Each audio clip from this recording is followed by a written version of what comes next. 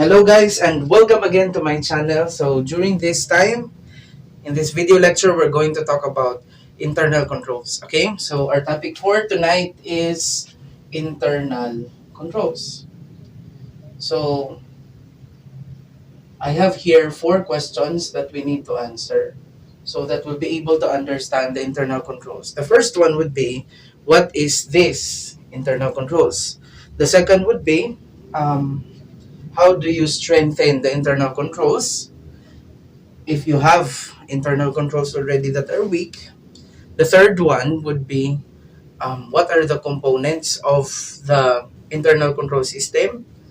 The fourth would be, what are the limitations of the internal controls? So there are 4 questions. Okay, so let's start with the first question. But before we do that, of course, if you think that my speaking is slow in English because that is not my primary language, you can go to the settings of your YouTube application and choose times 1.25 or times 1.5 or times 1.75 or 2 times if you wanted to. And of course, you can always choose to turn on the closed captions so that you will have some subtitles on what I am saying. Okay? So let's have question number 1. What is this internal controls? What are internal controls? Internal controls are actually, first, the internal controls are actually, how do you call this? These are processes and systems of check and balances. Okay? So that is internal controls, check and balances. So of course, in this first elaboration that I'm going to make, it's as if these internal controls are the answer, is the answer to corruption. So that opposes corruption. Okay? Number 2, it's an illustration so that you will understand internal controls. Now, internal controls are somewhat like, what do you call this? Aside from checks and balances in number 1. In number 2, you have this mission, vision, and goals of a certain organization or organizations, right? So think of it as a destination. Okay? So, how to get there? Of course, you have to travel. For example, we have a car. So, the internal controls in that particular scenario or story is the systems or the processes that ensures that the wheels of the car are working, or else the what do you call this machine, I don't know, the steering wheel is working, the GPS is working. Okay, and other parts that are necessary for the car to go to its destination. Because if the internal control is weak, then the destination might not be reached because of some accidents, or the car will stop, or the car will go to a different destination. So that's number 2. It's an illustration. And if you still don't understand internal control, I have number 3. Number 3 is, um, in an organization, you don't want to have any monkey businesses happening, right? So what you want to do is to strengthen the internal control so that there will be no unrelated businesses that will happen in the entity. That, just think like you are a sole proprietor of a very big and complex corporation or business. Of course, you are not always there as the owner, right? Like for example, you have a very big school, and then you wanted to know if all the teachers are doing their job well, they are delivering education to the students well. Of course, the, what do you call this, the owner cannot be present in each of the teachers' classes, right? So there are internal control activities that will help him to understand if um, the instructors or the professors or the teachers are doing their job well. And that is an internal control activity called the assessment of the students of that particular teacher based on his performance. How do the students rate them? So that's an internal control activity. Okay? So that is internal control. Okay? Now, question 1.5. Why is it necessary? Now, this is actually very much necessary in all of the organizations. Be it business, be it not for profit. It is because, again, it will help you reach the destination, the mission, the vision, the goals of the organization. Okay? So that is what do we call as operational objective of the internal controls.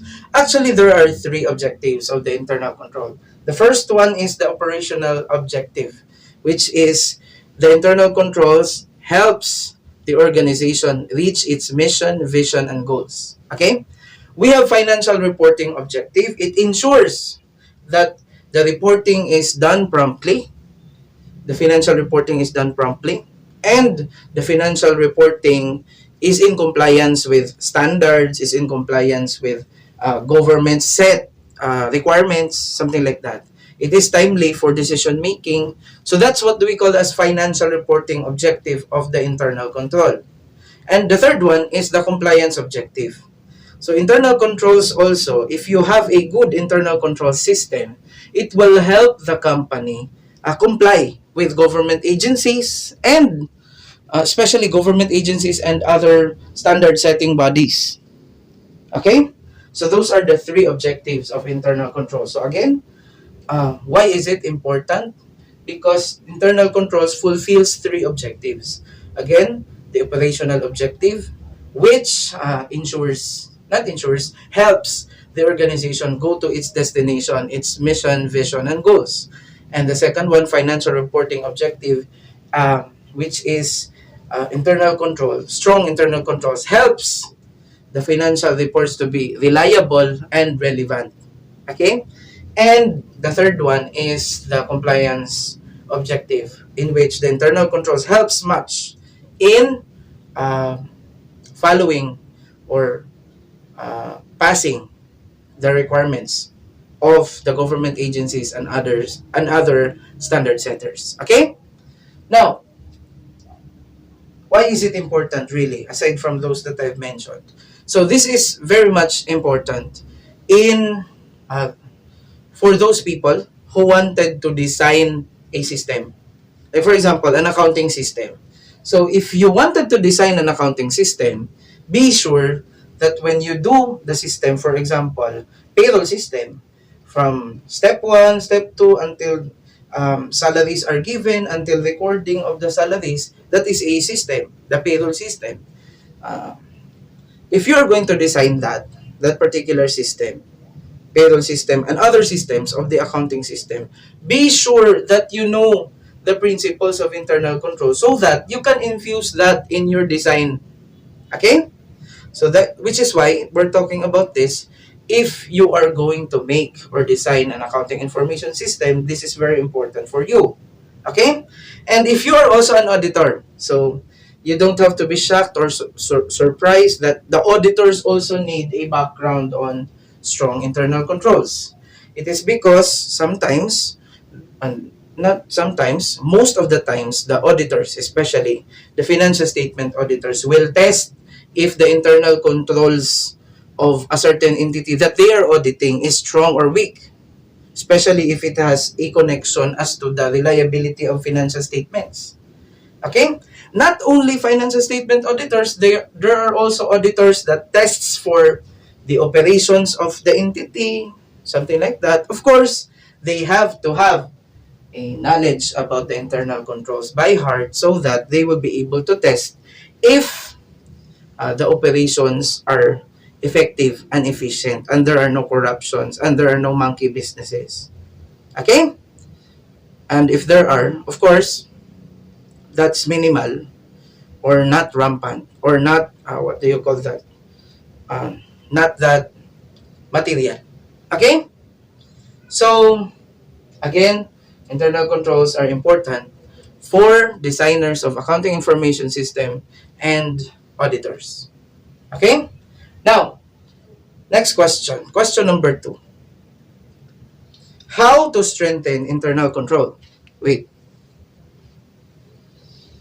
So you can strengthen how to strengthen internal control.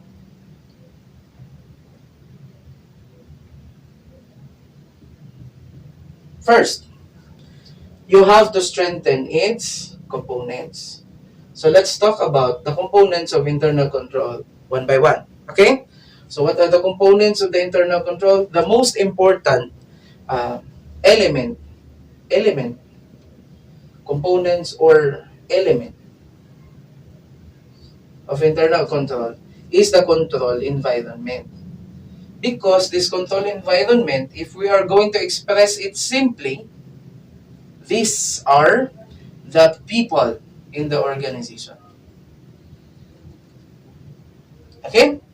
So if these are the people, sometimes even if you have already designed a very sophisticated system, like step 1, it should be like this, step 2, it should be like this, step 3, step 4, step 5. However, the people has no integrity at all. They are in teamwork in making corruptions.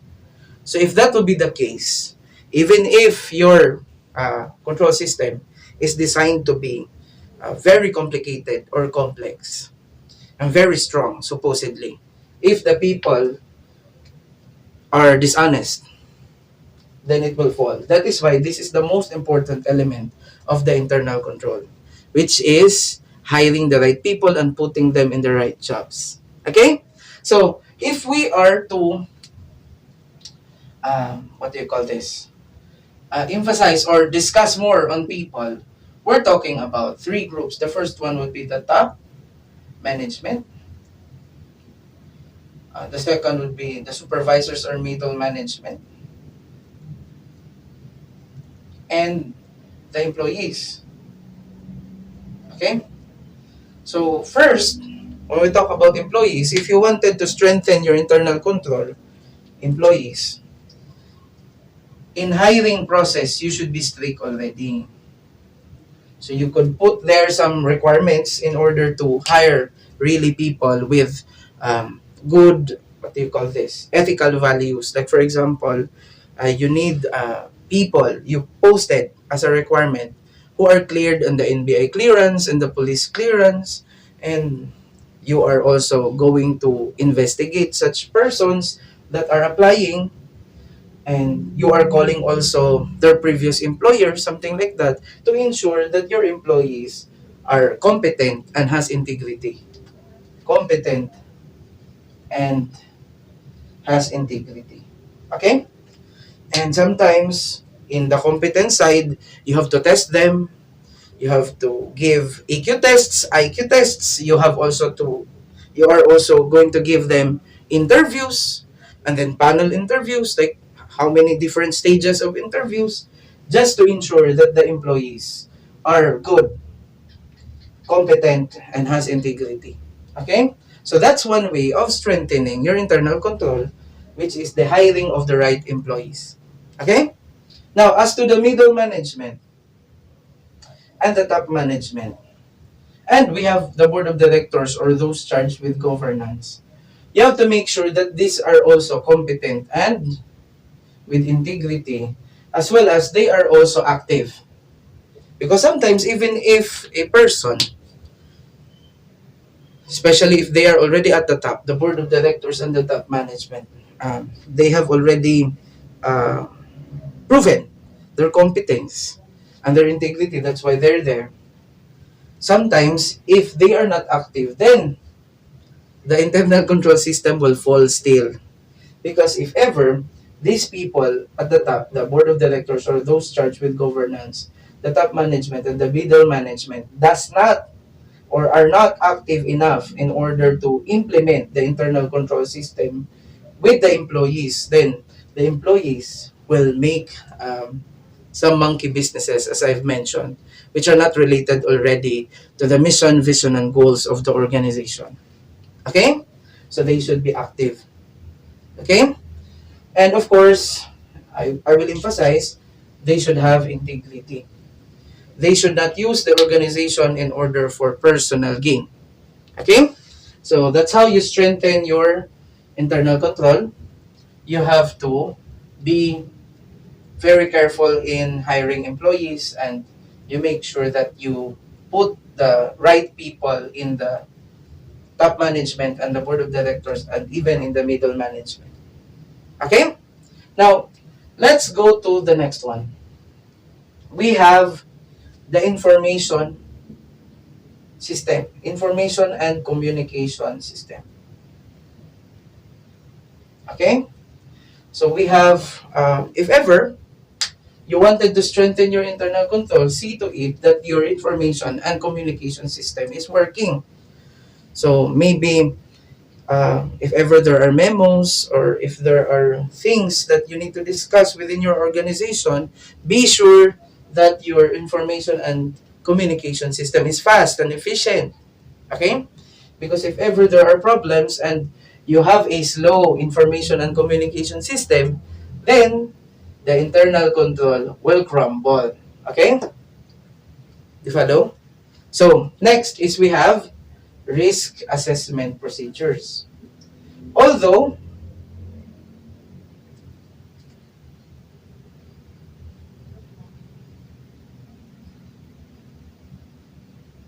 so risk assessment procedures, if your company is not doing that, like you're only going with the flow, then you have a weak risk assessment procedures. Because if ever you have a good internal control, you should have established these risk assessment procedures. Okay, so meaning you are always thinking proactively that there might be some problems in the future and you have to solve it now. Okay?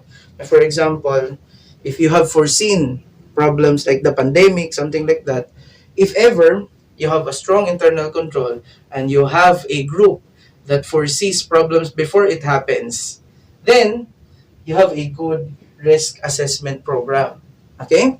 So you have to have this.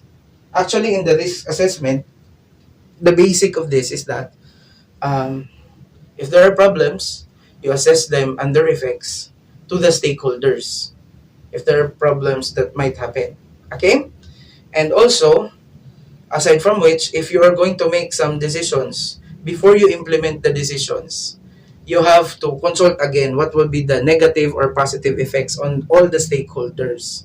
Like for example, if you are a company or a school, for example, and you are for profit as a school, you have to think of what will be the effect on the parents, what will be the effect on the students, what will be the effect on the employees, what will be the effect on the government entity that you are reporting to, something like that, before you do a decision or you make a decision.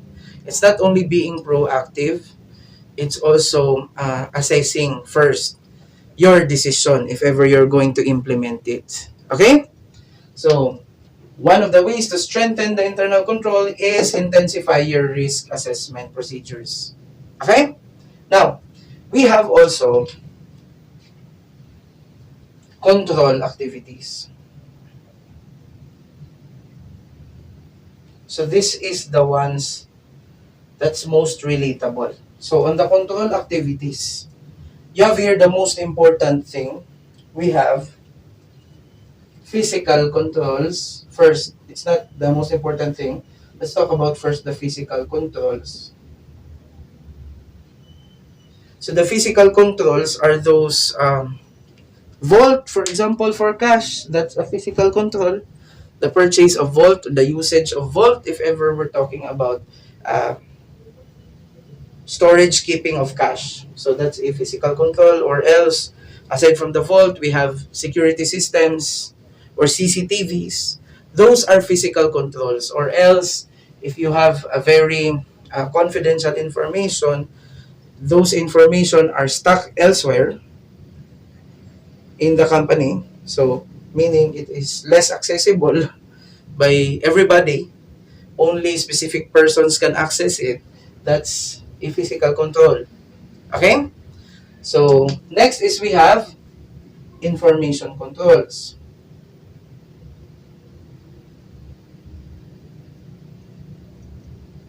So, what are these information controls? So, I'd have to get back to you on this later on In this particular video still, information controls, I just have to finish everything yet. But the summary of the information controls is, um, if ever you have a computer system, or yeah, you're using already the latest technology, the system, you have to ensure that the input is correct, and then the processing is there. The processing is also correct, and the output is very much reasonable with the input. Okay? So those are what do we call as application controls. So application controls basically has input, processing, and output controls. Okay? And we have general controls. Think of these general controls as controls for the making or and maintaining a whole system, a general system, okay, an operating system, okay. So the application controls are just for application systems. Like for example, if we're talking about management information system as a whole, so meaning that is a computer system that caters already different departments, like the admin, like the top management, like the accounting, everything is covered in that management information system. In order to make that whole management information system in the point of view of designing a new system for the company, that whole system, you have to introduce general controls. Okay? Now, how about these application controls? That's talking about each application on the whole system. Like for example, management information system is the general system. So there are applications there, like for example, inventory system, payroll system, which is just part and parcel of what is the general system. Okay? So in the payroll system, for example, you have to introduce this input, processing, and output controls. On the general controls, there are also specifics here. But then again, I will get back to you on that so that we will be able to finish everything. So basically, the information controls ensures that the input has been processed correctly. Okay? Now, we have the other one. We have physical controls, information controls, and the assessment and evaluation.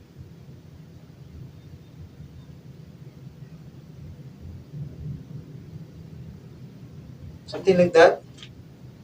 So, the same with what I've said earlier as the example of the owner of a certain school, and he or she wants to know if ever the teachers are teaching well, are delivering instruction well, are following the mandate of the government entity that the university or the school is under, something like that. You can have the assessment and evaluation of the students even if you are not present in the classes of all of your teachers as the owner. Okay? So we have assessment and evaluation. And we have the most important thing that you should remember always, the segregation of duties.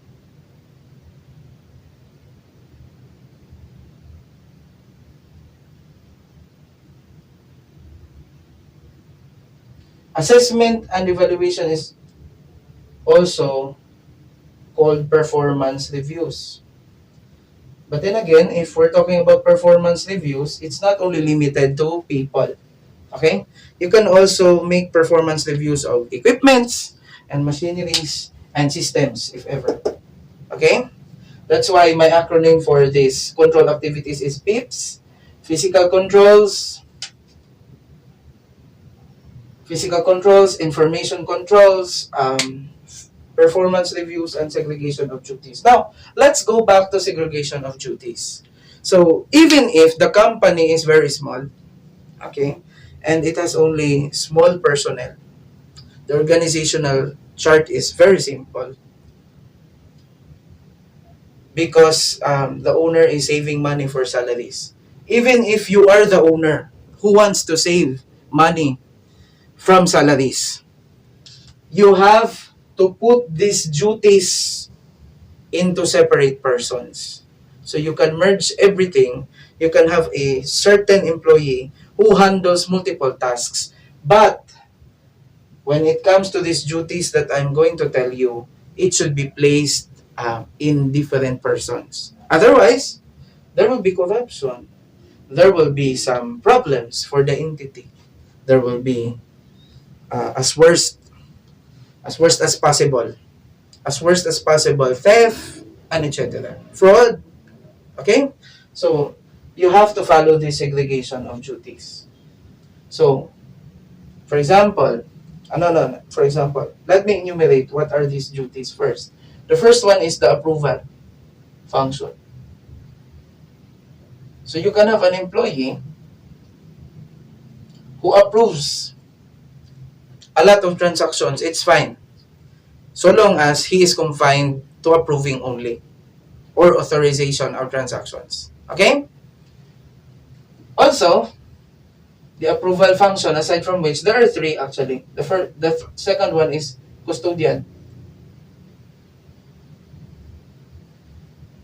So, if there is a person who has a custody of cash, custody of assets, custody of petty cash, custody of this, custody of that. So, property custodian, for example, should only be a custodian. It could not have an approval function or authorization function. That is what is meant by segregation of duties. Okay? So, a person or an employee, if he has custody of cash, for example, he can have custody of cash, custody of inventories, custody of everything. You can assign him everything, but it's only related to custodianship. Okay? And the last is recording function.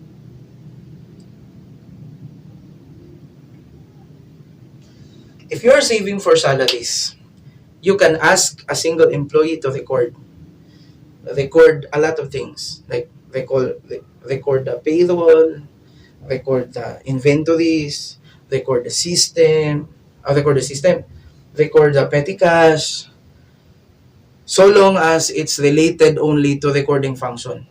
Okay? So these particular duties should not be merged, because if it is merged, like for example, imagine a certain employee who has a recording function and custodianship function and approval function. Of course, for example, a company will purchase something. And of course, since I am the approver, of course, I will approve such transaction. And then I'm also the custodian of those items that were ordered, those items that were purchased. So there is already a certain kind of hint, right? That there is a risk that it will result to fraud or something bad, right? So, aside from you are the custodian, you are also the ones who will record. Of course, you can choose not to record anything that is in your custody, right? So there will be no checks and balances. Like for example, as a custodian, you have the responsibility to take care of things that is that is entrusted to you as the custodian.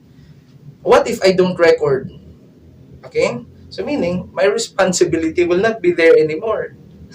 Right? So again, you have to always think that if you are to assign a system and you are to assign duties and responsibilities to your employees or to your co-employees if you're the top manager, supposedly these duties should be segregated and not to be merged into one person. Okay? So those are the components or the elements of the internal control that you have to strengthen in order to answer this. How to strengthen internal control. Do you follow? Now, before we get back to this information controls, let's talk about that information controls. Let's erase the writings, some of the writings in the board, but I don't know where the eraser is. So, okay, before we go back to this, I will erase this in a little while. let's talk about the limitations of internal control. Okay? So the limitations of the internal control, it cannot be perfect unless otherwise you own a single business and you are the owner. You have perfect internal control if that's the case, because you are the employee, you are the boss, and you are the ones handling all the transactions. So there will be no corruption, there will be no fraud, because you cannot be dishonest with yourself, right? But in a bigger company or organization context, the internal control system will not be perfect or 100% effective. Why? It's because it has its limitations. The first one is the cost benefit. Sometimes the cost of introducing something to strengthen the internal control is greater than the benefit. So if that would be the case, you will not push through that internal control change, right? So for example, you put some CCTV outside the gate or inside the comfort room. What will you get if ever you're going to put some CCTVs in the urinals? Right? The benefit is lower than the cost. So you will not implement it. Actually, the cost of that is the cost of the CCTV and the cost of legal lawsuits if ever people will find out that you have CCTVs in the comfort room, right? The point is, there are internal control initiatives that are more costly than the benefit. Okay? The second is uh, collusion among employees.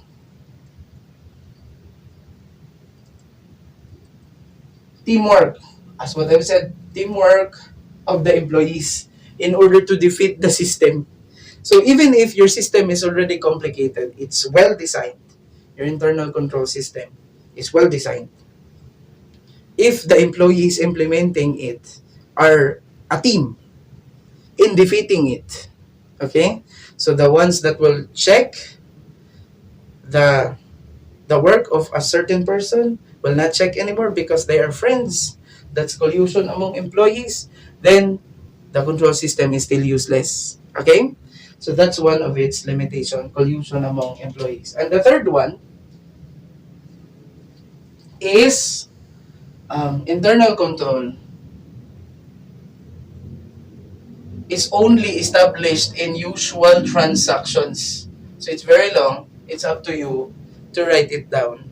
So internal control is can be designed more effectively in the usual transactions or recurring transactions.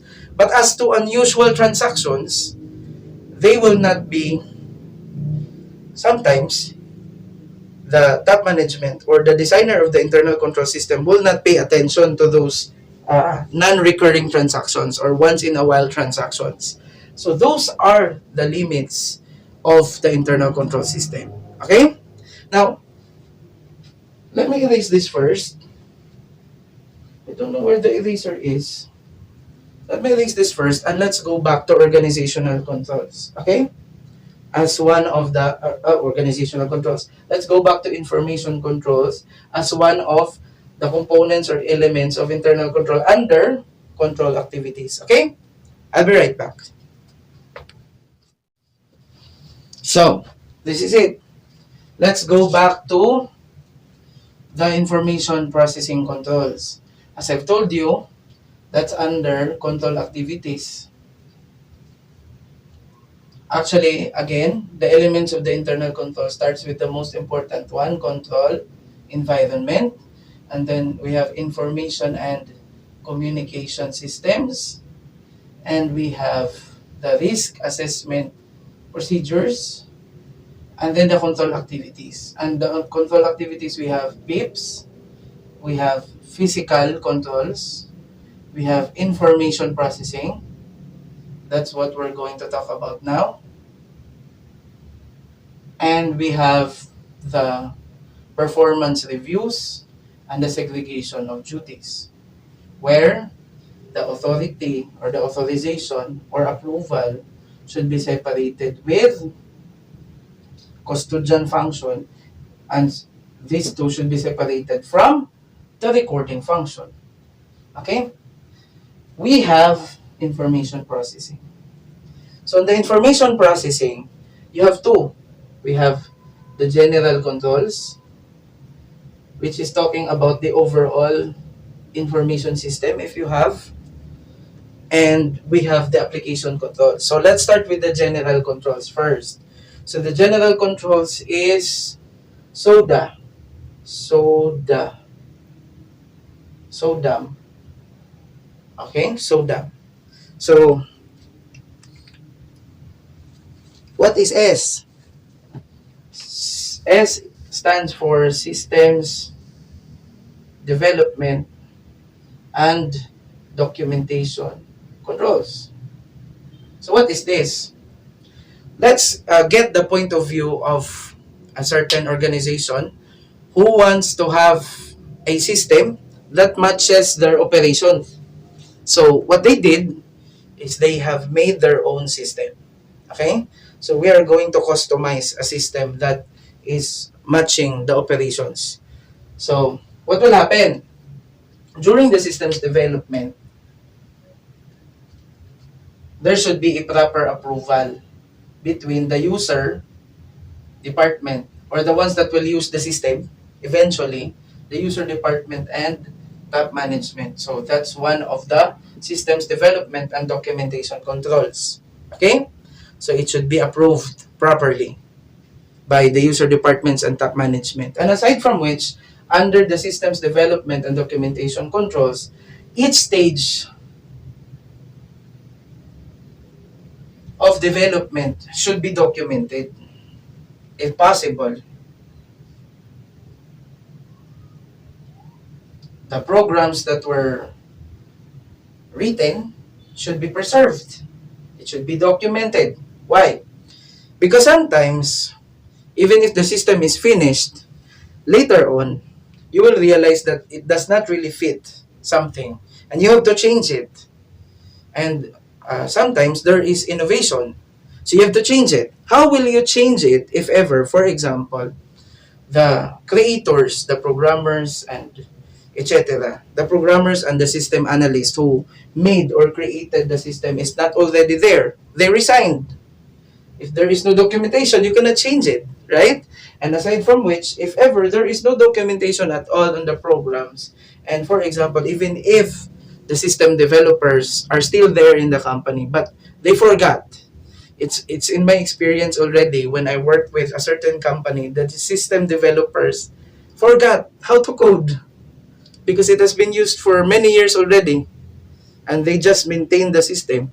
If there is no proper documentation, then you cannot change it.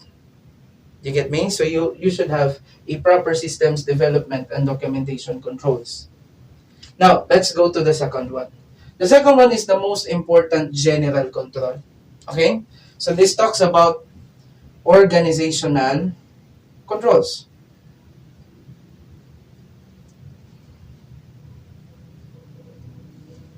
So organizational controls talks about people again as to system.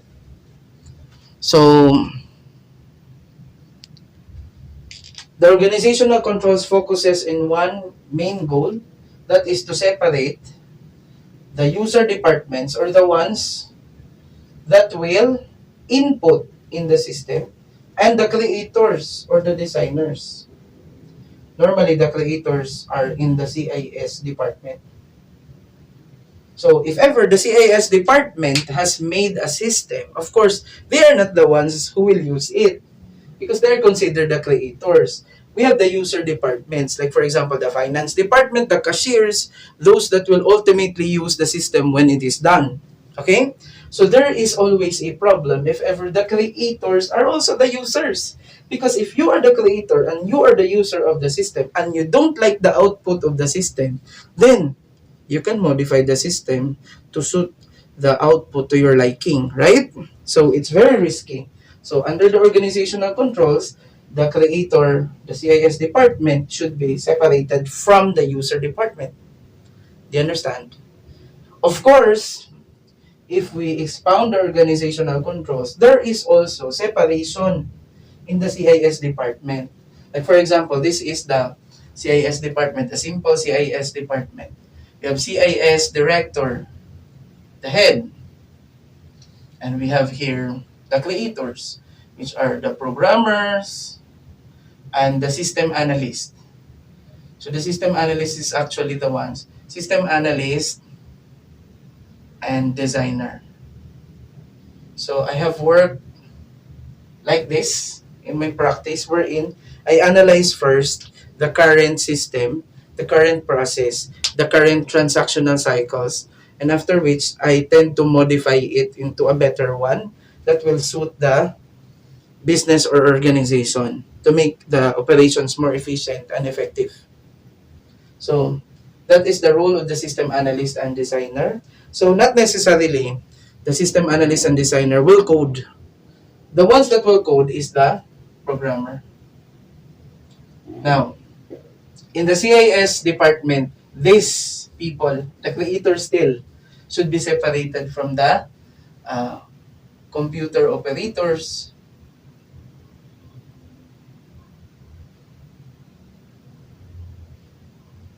and data entry operators. So, who are these people? When these people, the creators, finish their system, sometimes they give the manual to someone, right? Who will operate the system and solve some minor issues if ever there are issues with the user departments.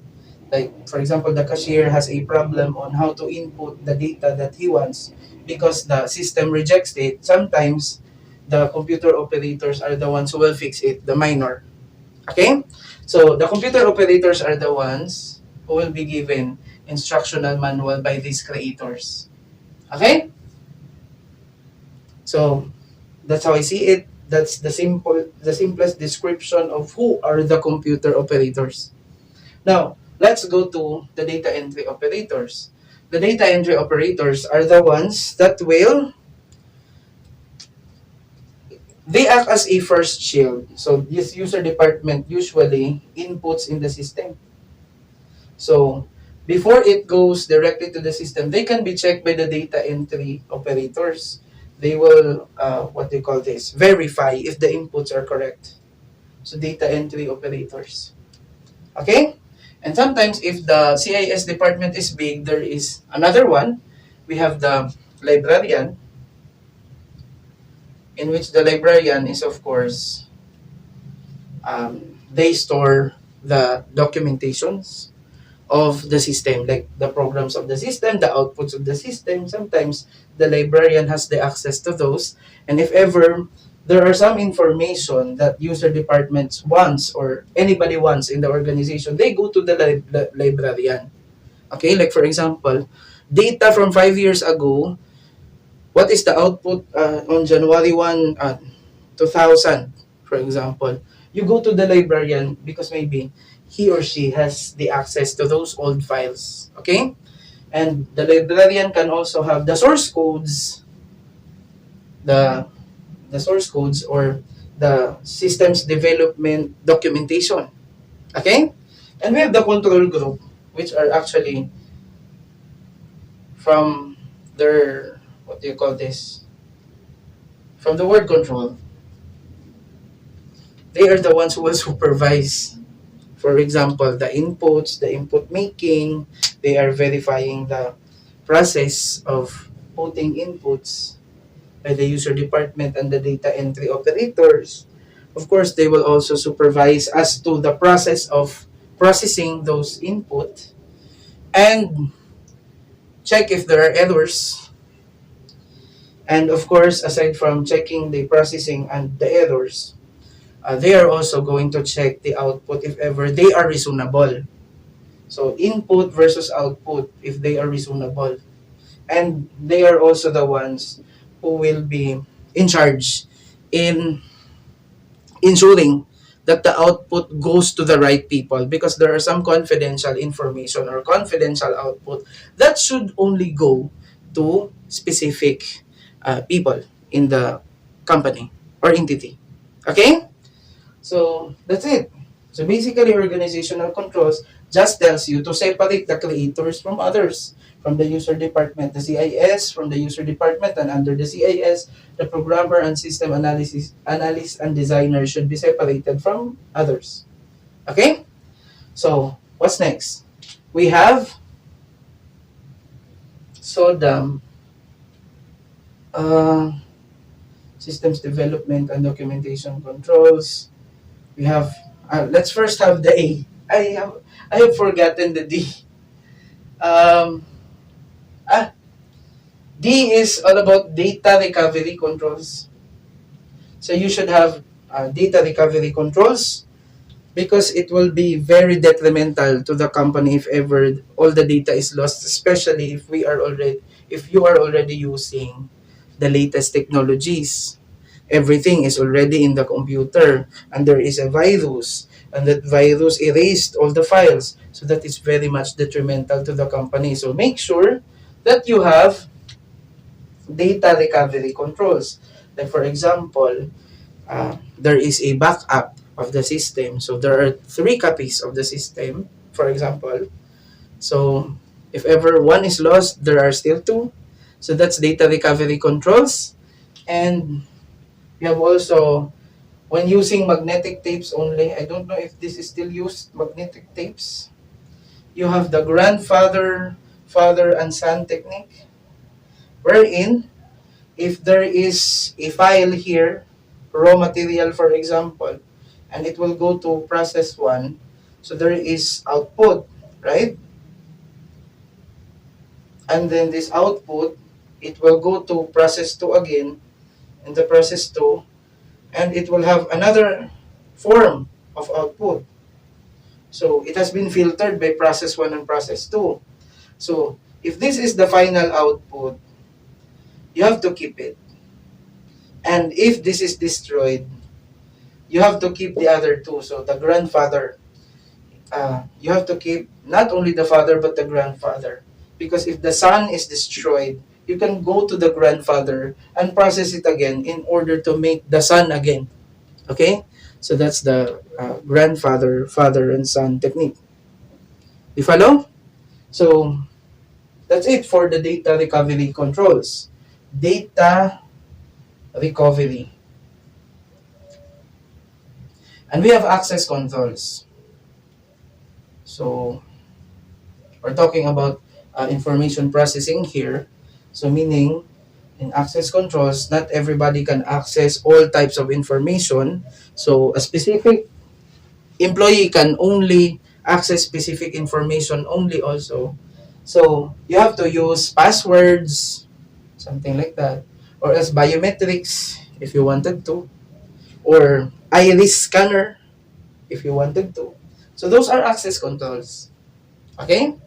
And we have the last one is monitoring. You have to monitor all the general controls.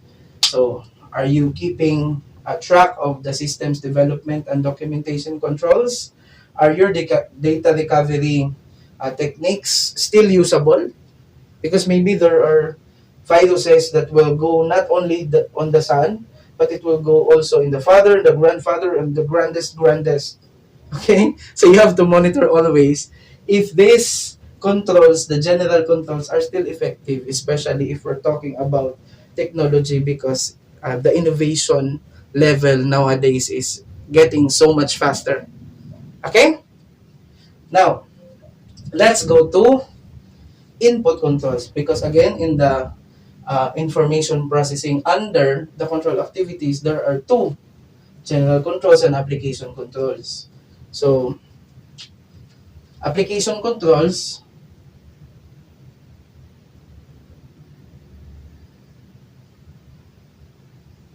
is all about input controls so that your input is correct, processing controls so that the processing is correct, so that you will have output that is correct also. So you have controls here, you have controls here, you have controls here. So the input controls, the examples of input controls, let me erase this with hand. The example of input controls are, we have KFC VSL. We have key verification. You have to enter your inputs twice, just like our passwords. When making passwords, in order to make an account for some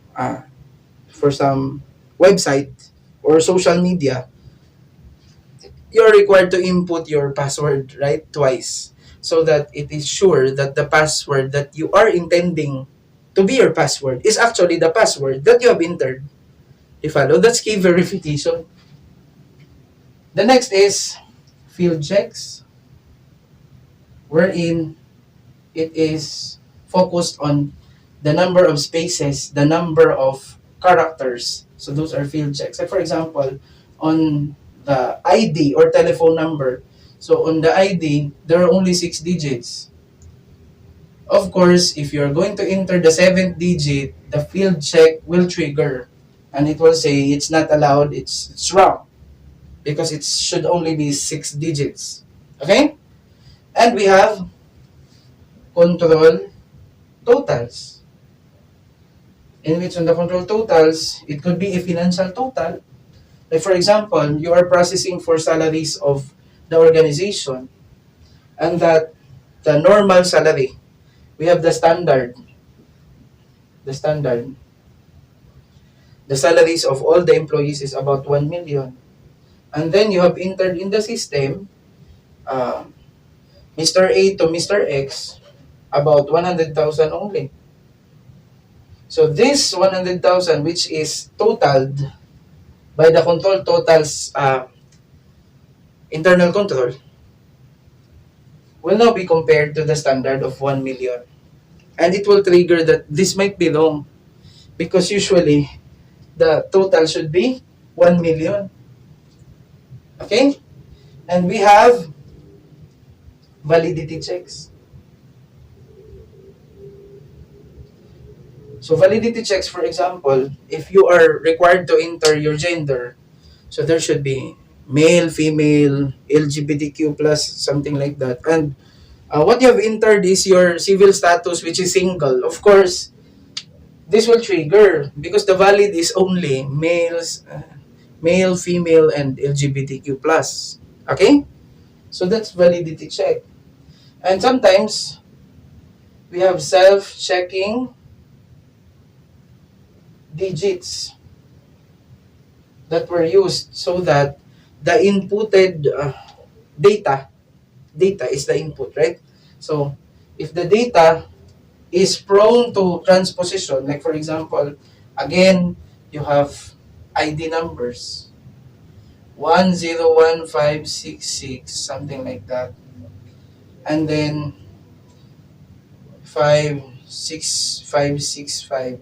So this is prone to transposition, right?